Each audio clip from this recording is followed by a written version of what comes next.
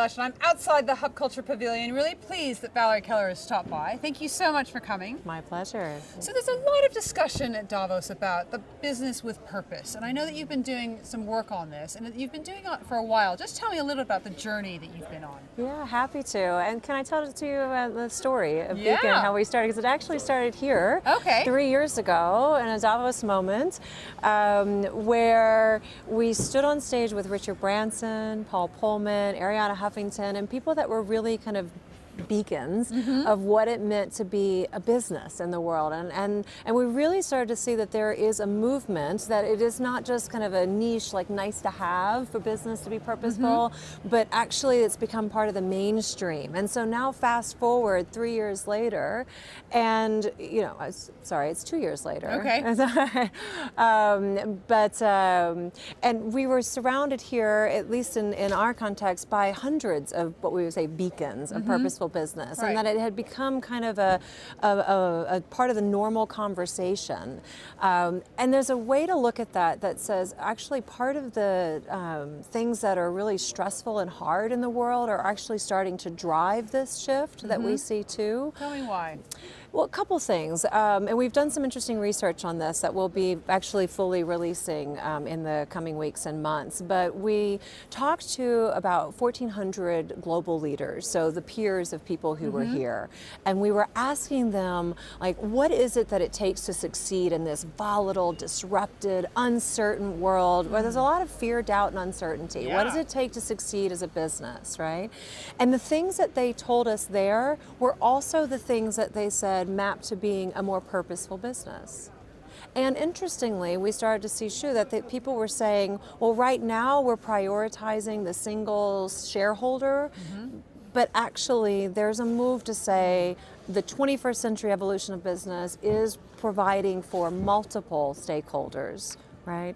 And so that, for me, gives me some sense of hope and optimism that the volatility and the disruption and all the uncertainty that we have in the world is actually driving a profound change that's both in the paradigm and the practices of business. And the impact of that in terms of our society is huge. So tell me a little about, just give me an example. I know you've done some work with Emphasis, you've been highlighting them here in Davos, so tell me about that. Sure. So part of what we're doing with Beacon, which is a community of people who have been looking to say, how are we helping people live with purpose and meaning? How are businesses thriving and not just surviving, but in this world, is to say, who are those that are on the leading edge of this? And how do you take this conversation around purpose from rhetoric into reality? So here we had a really great conversation with the CEO of Emphasis, and what he was talking about was a program he called Zero Distance, where they were helping every one of their employees in the organization, or at least that was their attempt to do that in a very inclusive way, to live their purpose and driving innovation.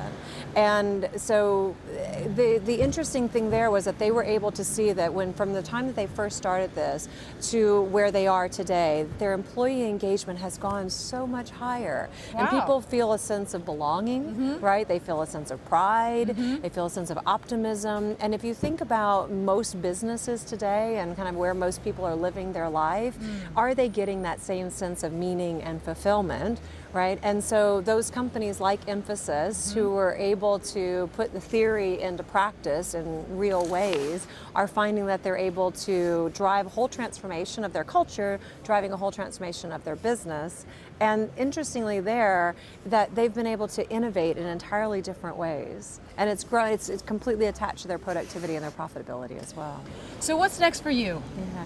A couple of things. Now that we see that there really is a kind of a consciousness, if you will, around what it means to be a 21st century business, and it means moving into this kind of more purposeful piece, but people aren't really sure what that means beyond, okay, do I have a slogan? Is it a tagline? Is it an HR initiative? Or how do you really translate this into strategy and flow that through?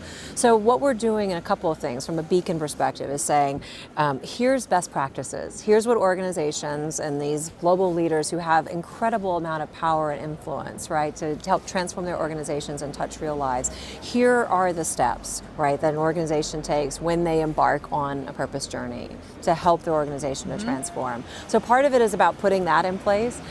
Part of it is also about sharing what other people around the world are doing. So there's new research that's coming out, and I can't talk about too much about what it says yet, but I think it's going to be powerful. And I think that when people, when they look at that, there's going to be a sense of, hopefully, a sense of hope that says that, we know business as usual isn't going to work anymore. The world knows that, right? That we're in a really vulnerable, volatile place. Yeah.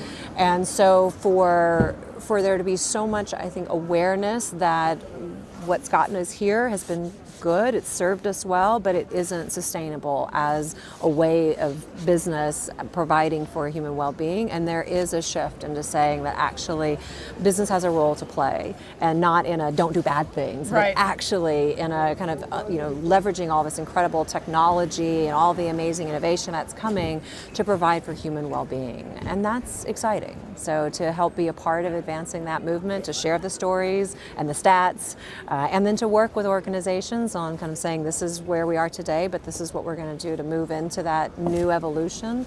That's part of the next adventure. Valerie, thank you so much for stopping by the Hub Culture Pavilion here in Davos, and I'm Edie Lush.